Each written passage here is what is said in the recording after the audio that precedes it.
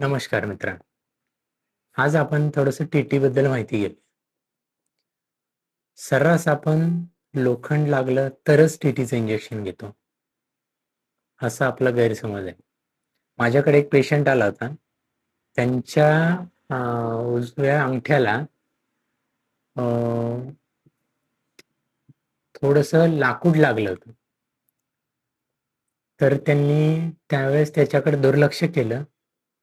ना टीटी घेतलं, ना ते क्लीन केलं, ना त्याच्यासाठी काही मेडिसिन घेतली. त्यानंतर 4-5 दिवसात तो हळू-हळू तिथे पस जमा व्हायला लागला. बघू शकता वर फोटोमध्ये तुम्ही, की ते किती पस झाला होता तिथे. हळू-हळू पस व्हायला लागला. त्यानंतर मग त्याच्यामध्ये पेन, वेदना अशा गोष्टी हळू व्हायला लागल्या त्याच्यामध्ये. तर ज्यावेळेस ते खूप पस झाला, त्यानंतर ते आपल्याकडे आले. आपण मेडिसिन दिलं. त्यांची जखम आणि तो पस पूर्णपणे आपण त्यांचा क्लिअर केला. मेडिसिनने ते खूप छान झालं. त्याला छोटीशी प्रोसिजर करून आपण ते निडलनी पूर्ण पस बाहेर काढला. आता त्यांची जखम पूर्णपणे बरी झाली. सांगायचं एवढंच की लाकूड लागलं किंवा तुम्ही गाडीवरनं पडलात.